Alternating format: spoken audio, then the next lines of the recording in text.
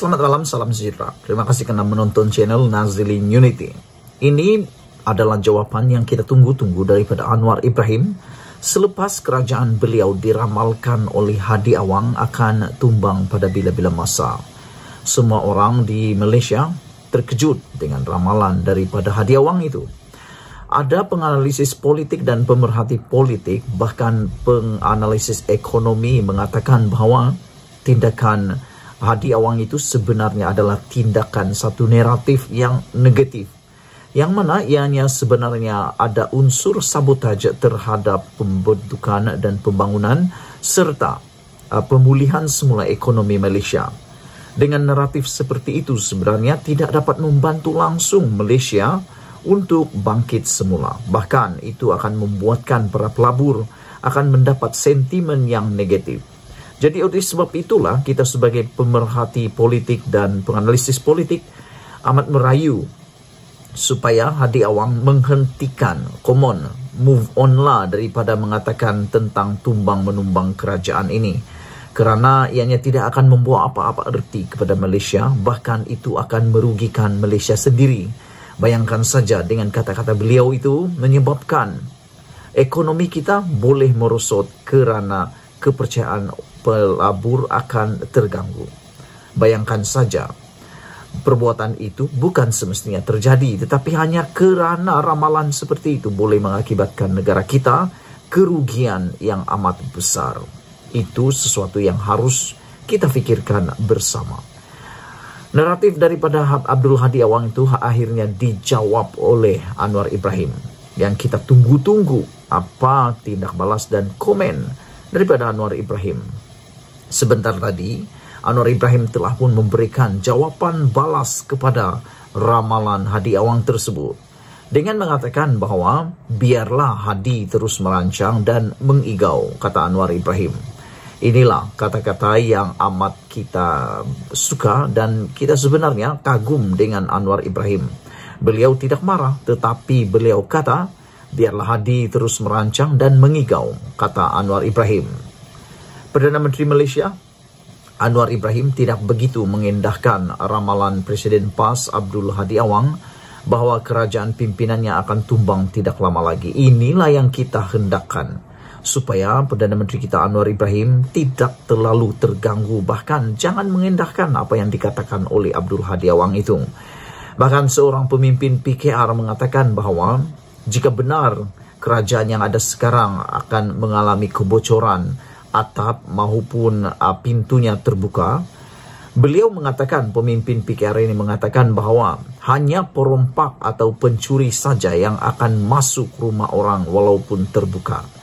Kerana orang-orang biasa yang bukan perampok, bukan perompak, bukan penyamun, tidak akan berani masuk rumah orang walaupun rumah itu terbuka, walaupun atapnya itu rusak. Kalau itu bukan perompak, kalau itu bukan penyamun, mereka tidak akan masuk rumah itu, apalagi merosakkan rumah tersebut. Kata pemimpin PKR itu, hanya penyamun dan perompak saja yang berani masuk rumah yang terbuka pintunya atau terbuka atapnya. Saya setuju dengan kata-kata beliau itu. Kerana memang perompak meskipun tidak terbukakah, dia tetap akan masuk di dalam rumah itu dan merosakkan rumah tersebut. Anwar Ibrahim kata, tidak apalah, biar Hadi merancang dan mengigau. Katanya ringkas kepada pemberita selepas solat Jumaat di Masjid Universiti Putra Malaysia Serdang, Selangor hari ini. Anwar berkata demikian ketika mengulas kenyataan Hadi ketika sesi dialog ulama negarawan mendepani cabaran globalisasi media masa kini, anjuran Yayasan Permata Ummah di Kuala Lumpur pada 1 Mac lalu. Orang tanya bila berlaku ini ramalan insya-Allah akan berlaku dalam masa terdekat, katanya, tanpa menyebut berdasarkan apa jangkanya itu dibuat maupun jika PN sedang mengaturkan sesuatu berkenannya. Jika PN sedang mengatur sesuatu untuk menumbangkan Anwar Ibrahim, yang menjadi persoalan kita ialah siapakah yang akan berpaling tada menolong, menyokong Hadi Awang ini. Itu yang menjadi persoalan besar. Kenyataan itu sehari selepas Hadi berkata pembangkang tidak boleh dipersalahkan jika pentadbiran PH runtuh sekali lagi. Kalau jatuh lagi, jangan salahkan kami, kata Hadi Awang.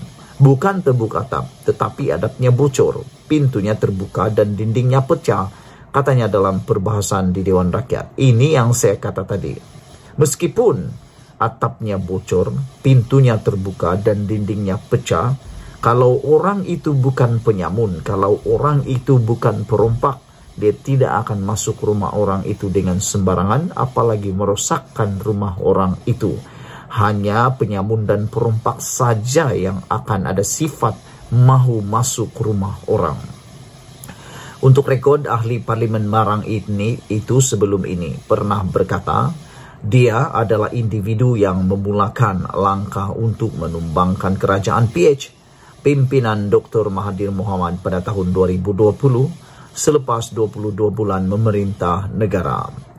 Ramalan Hadi itu mengundang kecaman beberapa pemimpin PH, antaranya Naib Presiden Amanah Mahfuz Omar yang menyifatkannya sebagai bercanggah dengan titah yang di-Pertuan Agong yang mahukan kestabilan politik diwujudkan serta menjejaskan proses pemulihan ekonomi negara. Adun Kota Anggrek dari PKR Najwan Halimi pula menyifatkan Hadi belum pulih daripada penyakit kemurungan politik dan tidak dapat menerima realiti masa ini. Saudara-saudara sekalian, saya sangat tertarik dengan apa yang dikatakan oleh Naib Presiden Amanah Mahfuz Omar menyifatkan sebagai tindakan bercanggah dengan titah yang di-Pertuan Agong, sehingga ada beberapa pemimpin yang mengulas kenyataan Hadi Awang ini sebagai satu tindakan yang menyerupai penderhakaan. Kerana Perdana Menteri kita, yang di-Pertuan Agong yang ada sekarang telah pun bertitah.